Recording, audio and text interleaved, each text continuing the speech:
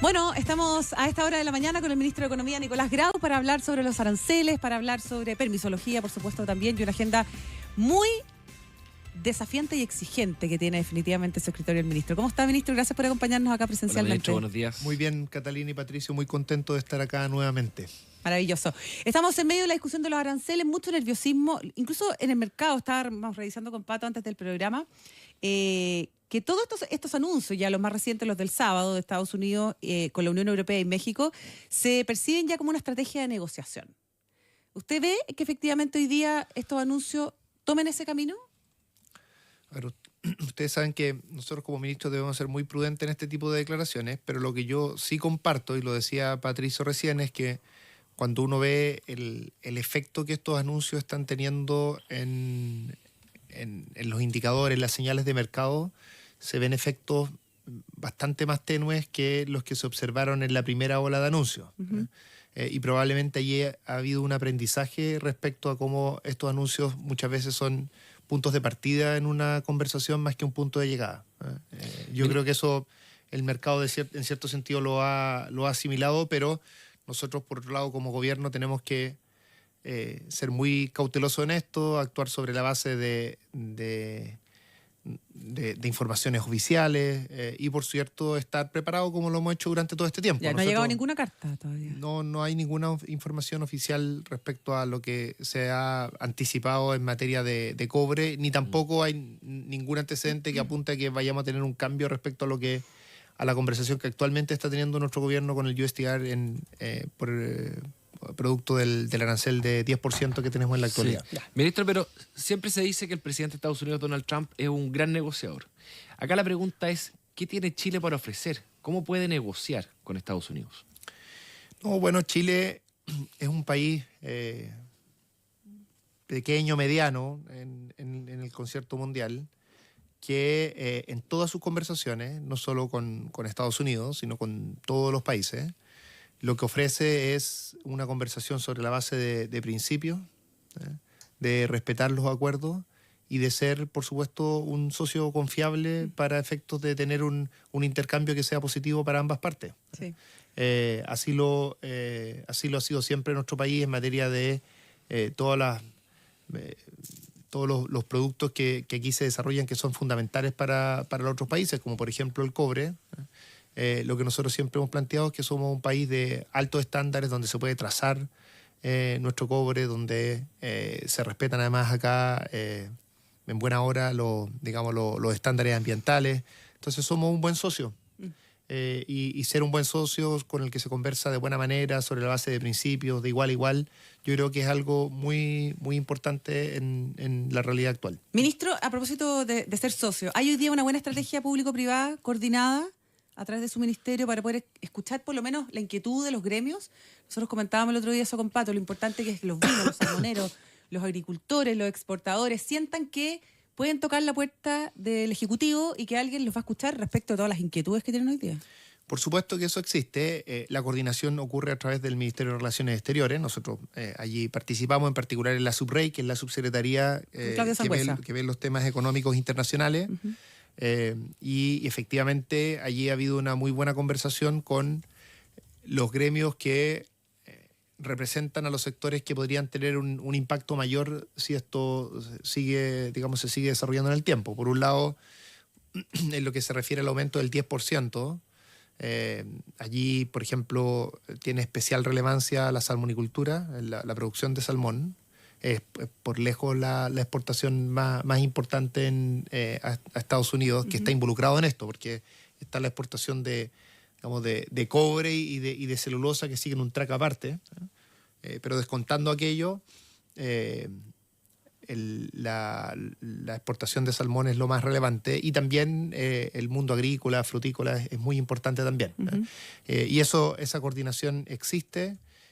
Yo diría hasta ahora los efectos han sido más suaves de los que se esperaban inicialmente. Si ustedes ven en términos generales, además, el desempeño de nuestras exportaciones, hemos tenido un muy buen desempeño el primer semestre. Y eso es una buena noticia porque cuando partió todo este problema, habían básicamente dos desafíos. Uno era el impacto directo de los aranceles de Estados Unidos sobre nuestras exportaciones hacia Estados Unidos. Sí. Pero otro efecto, que era el efecto más grande en magnitud, era un posible efecto de desaceleración de la economía mundial y que ya todos nuestros compradores nos compraran menos o a precios más bajos.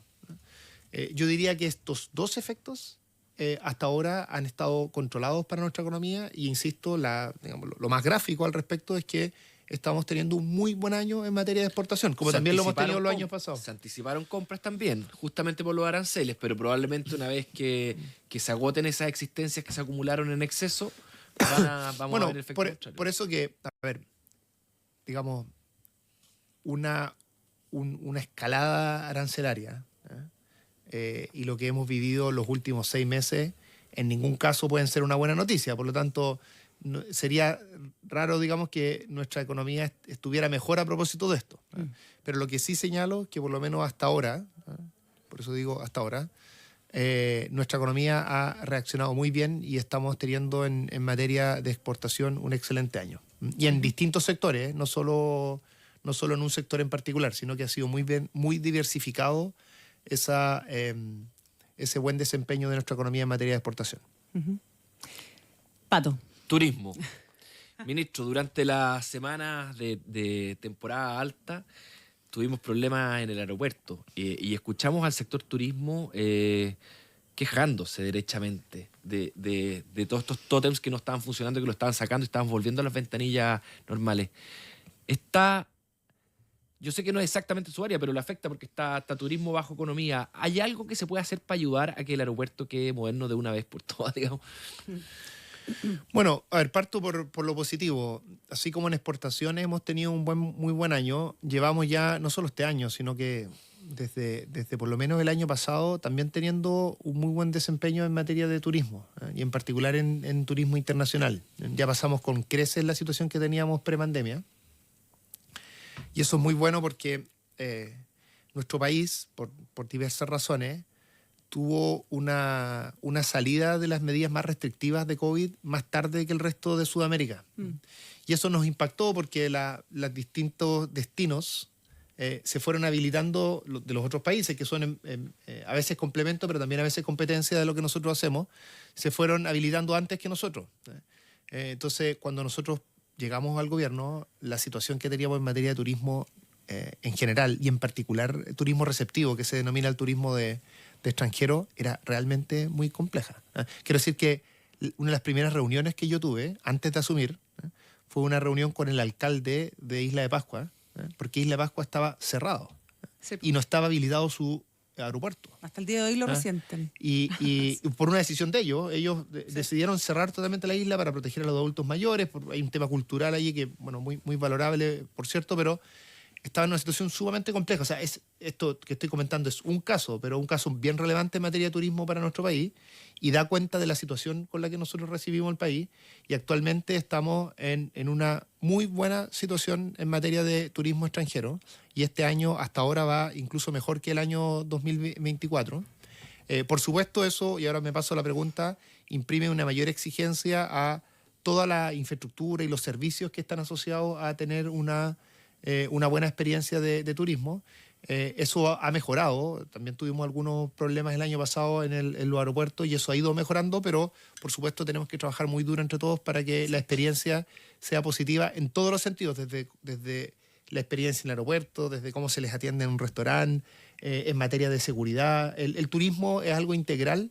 El hecho de también, nosotros a veces decimos, miren, a veces uno ve la conversación en Chile y pareciera que nuestro país fuera el peor país del planeta.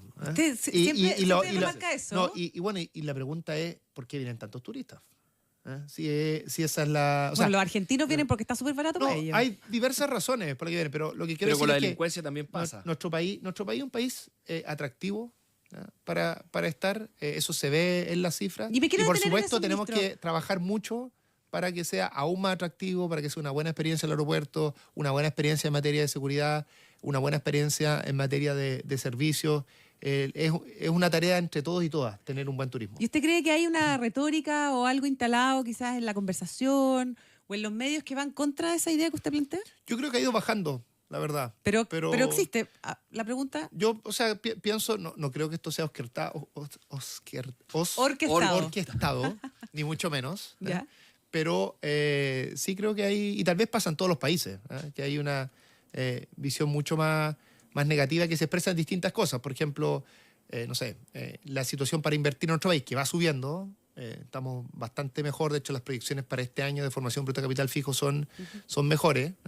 Pero cuando uno ve, por ejemplo, las decisiones de inversión extranjera en nuestro país, que también son bastante positivas, eso no se condice con la visión que existe respecto a las condiciones para invertir en Chile, en nuestra discusión acá. Y también la discusión respecto a cómo es vivir en este país y estar en este país tampoco se condice con la cantidad de turistas extranjeros que tenemos. Entonces, tenemos, digamos, un descalce en cómo nos ve el resto del mundo y cómo nos vemos nosotros mismos en nuestra discusión cotidiana. Ministro Nicolás Grau, lo quiero llevar a una declaración que salió la semana pasada, fines de la semana pasada, del defensor del contribuyente, don Ricardo Pizarro, que criticó fuertemente el Servicio de Impuesto Interno, señalando que pasaba por encima de los derechos de los contribuyentes y que en algunos casos incluso imponía trabas excesivas en trámites normales bajo el pretexto de luchar contra el crimen organizado. ¿Es atendible, a su juicio, este cuestionamiento de Ricardo Pizarro? Yo creo que esto tiene dos dimensiones. La primera es que es positivo que en el Estado existan instituciones que expresen balance adecuado respecto a intereses de la ciudadanía. Me explico.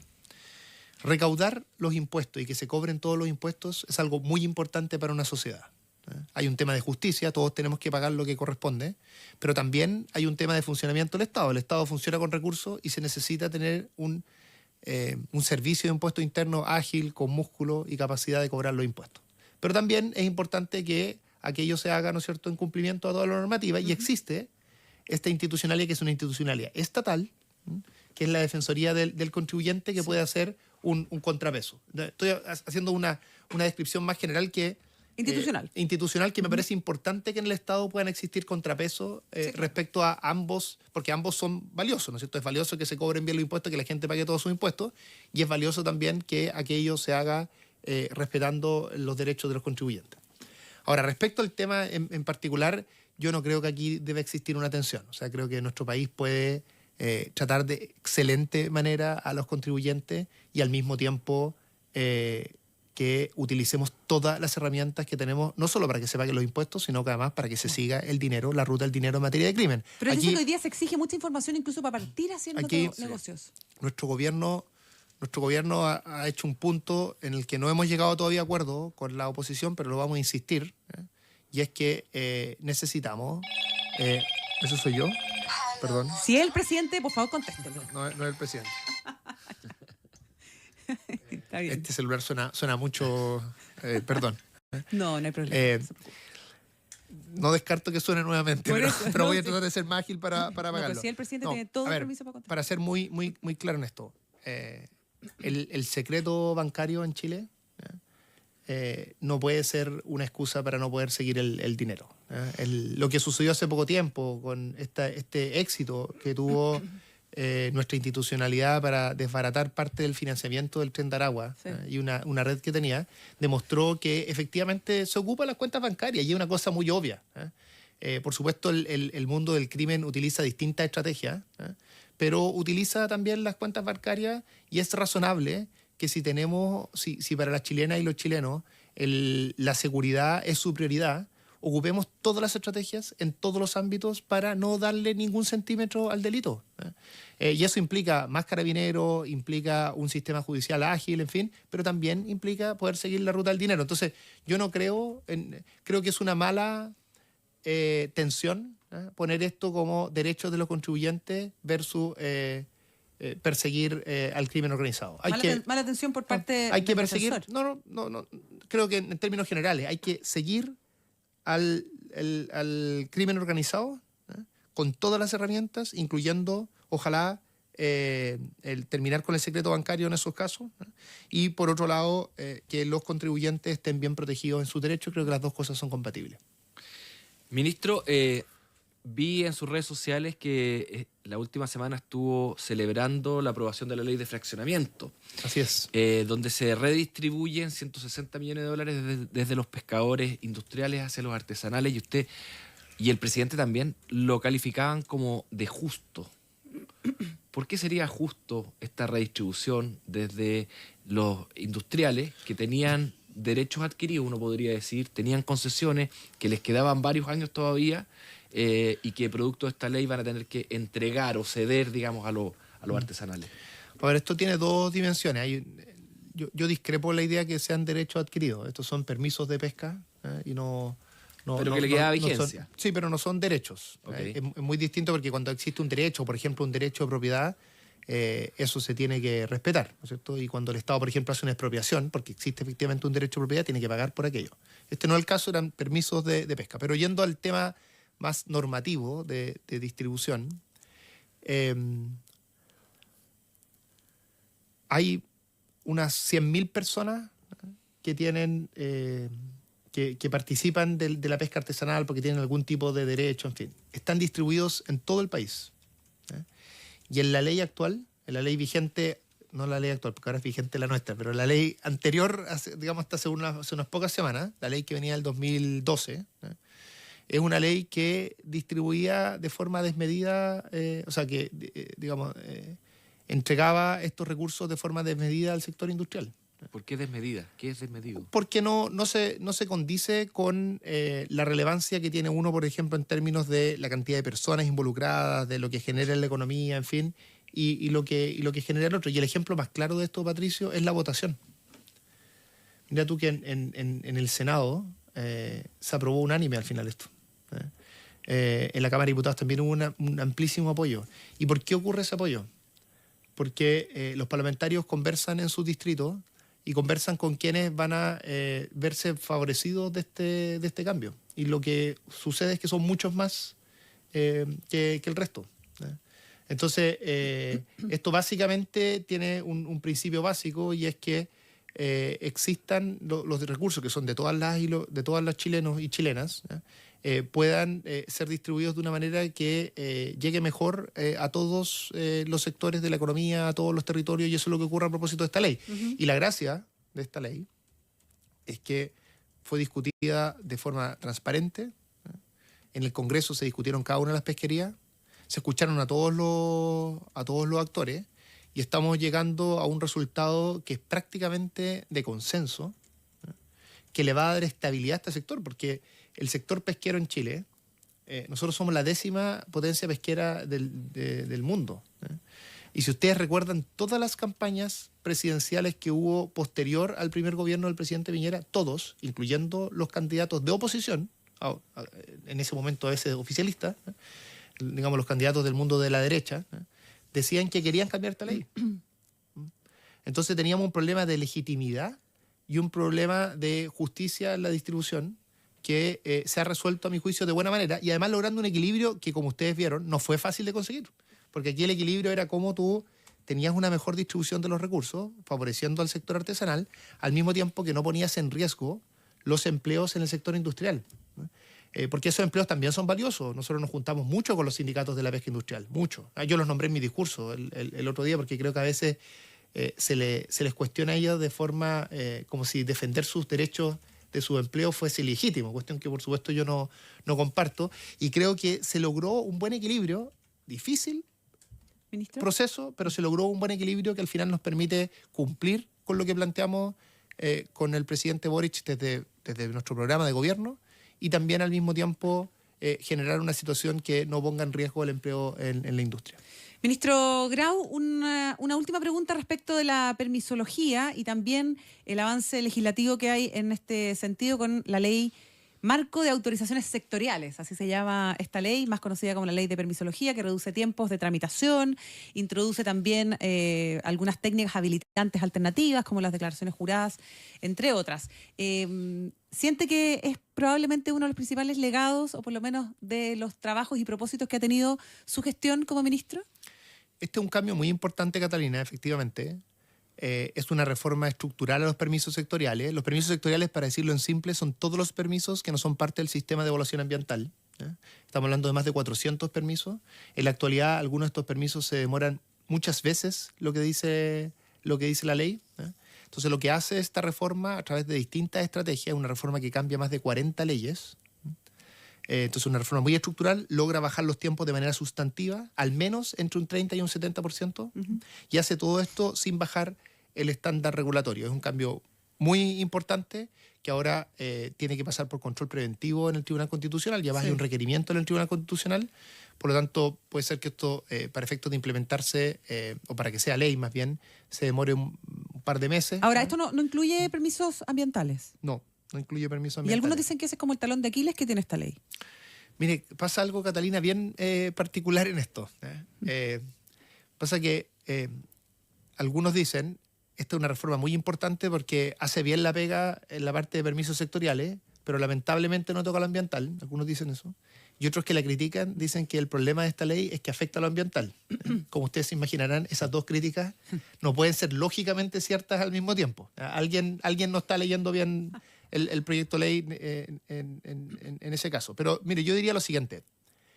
Los permisos sectoriales son muy importantes, y por dos razones.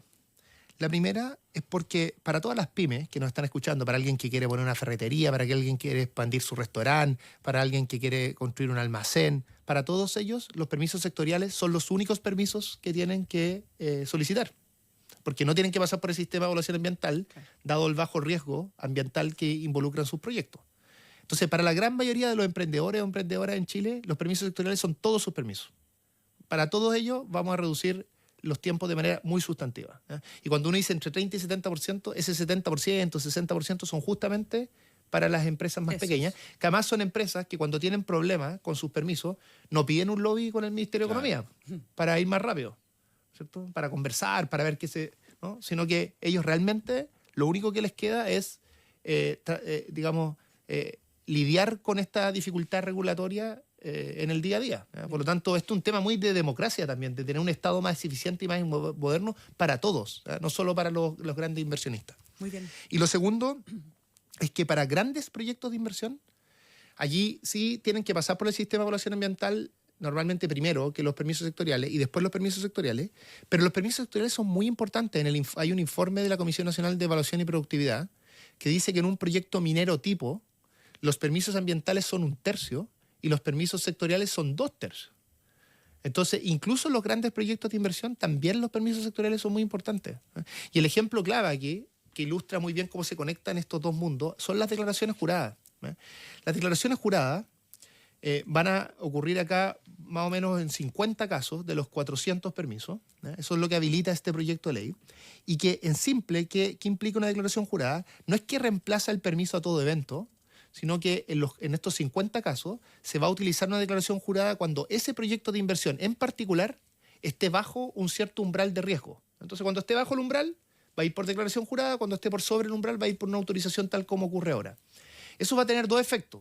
Primero, va a reducir los tiempos de que no utilicen las declaraciones juradas, que en la gran mayoría de los casos van a ser proyectos más pequeños.